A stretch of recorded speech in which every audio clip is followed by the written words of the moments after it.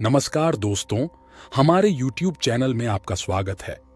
आज हम बात करने जा रहे हैं कि बृहस्पति ग्रह की स्थिति कैसे बदल रही है और मकर राशि के जातकों के लिए इसका क्या मतलब है।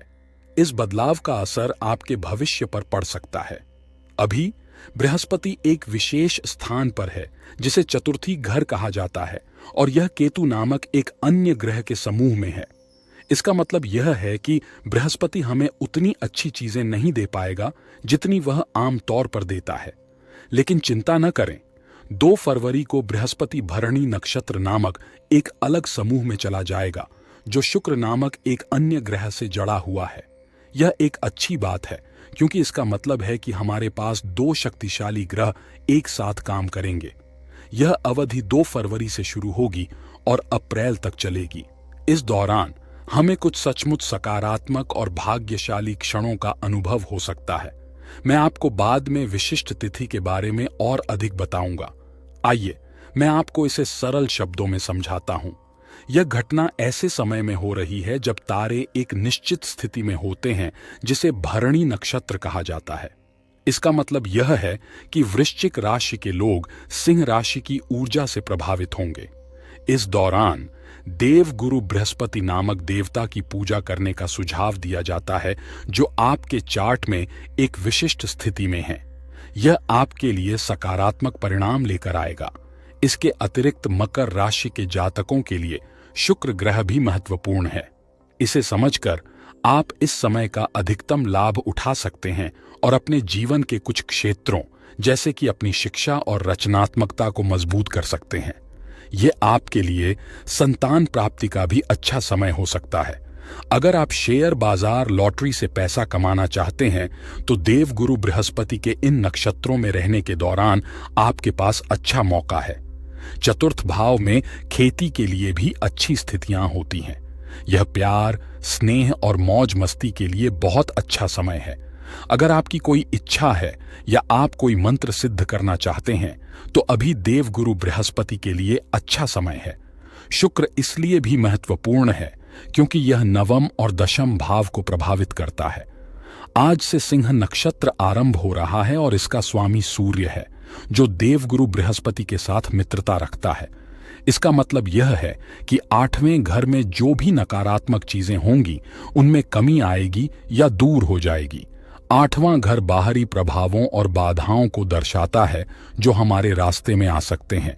अन्य 4 भाव हमारे अपने प्रयासों और अनुभवों का प्रतिनिधित्व करते हैं। कभी कभी लोग कार्यस्थल पर हमारे लिए समस्याएं पैदा कर सकते हैं या चीजें अप्रत्याशित रूप से बदल सकती हैं। हमें अपना वर्तमान स्थान छोड़ना पड़ सकता है या नई नौकरी ढूंढनी पड़ सकती है। ऐसा महसूस हो सकता है कि जो हमारे लिए अच्छा है हम उससे दूर जा रहे हैं। लेकिन यह बाहरी प्रभाव वास्तव में हमारे लिए अच्छी चीजें ला सकता है। हमें अचानक धन प्राप्त हो सकता है या हमारे परिवार के साथ संबंध बेहतर हो सकते हैं। एक बार जब चीजें बेहतर होने लगेंगी तो हमें वित्तीय लाभ भी देखने को मिल सकता है। यह उन लोगों के लिए विशेष रूप से अच्छा है जो बीमा क्षेत्र में काम करते हैं। यदि आपके पास कोई पैसा है जिसका आप इंतजार कर रहे हैं तो वह आपको सरकार द्वारा दिया जाएगा। आपके सामने आने वाले सभी दुख, परेशानियां और बाधाएं दूर हो जाएंगी। यह आपके पति द्वारा की गई व्यवस्था के कारण है। आप 2 अलग अलग तरीकों से मजबूत भी बनेंगे। यह प्रार्थना करने और धार्मिक स्थानों पर जाने का अच्छा समय है। अब आपके लिए दूसरे देश में जाने, अपनी पढ़ाई में अच्छा प्रदर्शन करने, उच्च पद पाने और सम्मानित होने और एक अच्छी नौकरी ढूंढने या अपनी नौकरी में पदोन्नति पाने का सही समय है। यदि आप अच्छा करते हैं और पुरस्कार पाते हैं या वेतन वृद्धि करते हैं तो देवगुरु बृहस्पति नामक एक विशेष सहायक आपकी सहायता करेगा और आप अपने पिछले जन्मों में किए गए अच्छे कार्यों का लाभ उठाना शुरू कर देंगे। एक निश्चित प्रार्थना के दौरान यदि यह सही समय पर हो रही है तो आपको प्रार्थना से मिलने वाली सभी अच्छी चीजें प्राप्त होंगी। इस दौरान आप धर्म के बारे में भी और अधिक जान सकेंगे।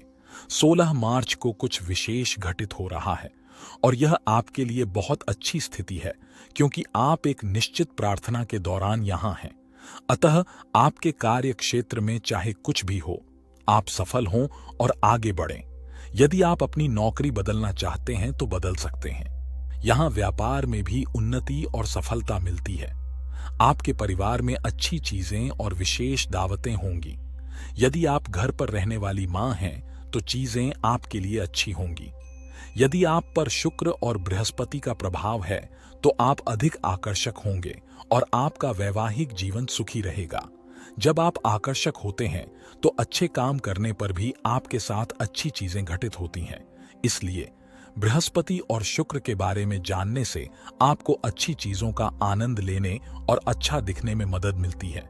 ये बातें अब आपके जीवन पर डालेंगी असर। मैंने आपको काम की कुछ तारीखें भी बताईं। 16 मार्च के आसपास जब शुक्र इस स्थिति में आएगा तो बृहस्पति आपको एक अच्छा समय देगा। अगर आप मकर राशि के हैं तो यह आपके लिए अच्छा समय है।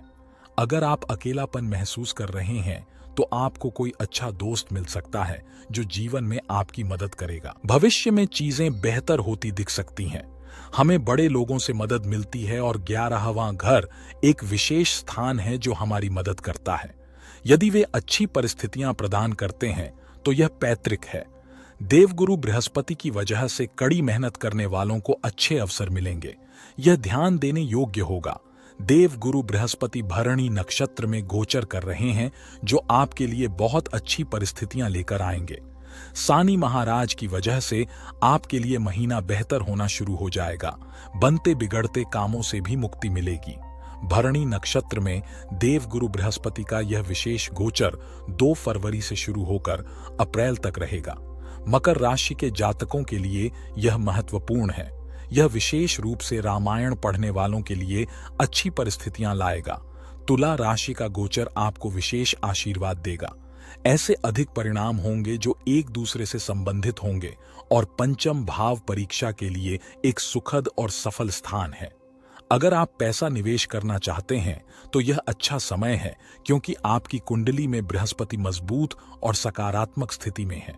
उदाहरण के लिए, यदि बृहस्पति आपकी मकर राशि में है तो यह सौभाग्य लाएगा, लेकिन यदि यह निचली राशि में है तो यह उतना मददगार नहीं हो सकता है। साथ ही यदि बृहस्पति आपके चतुर्थानम में 8वें वर्ष में है, भले ही वह अच्छे स्थान पर हो, तो यह आपके लिए अच्छी स्थिति नहीं हो सकती है। लेकिन इन परिस्थितियों को नजरअंदाज करते हुए 2024 में बृहस्पति की चाल से नक्षत्र परिवर्तन आपके जीवन में बड़े बदलाव ला सकता है। तो आज हमने जाना कि भरणी नक्षत्र में बृहस्पति की चाल मकर राशि वालों को कैसे प्रभावित कर सकती है। मुझे आशा है कि आपको वीडियो पसंद आया होगा। अगर आपको यह पसंद आया तो कृपया मेरे चैनल को सब्सक्राइब करें। देखने के लिए धन्यवाद।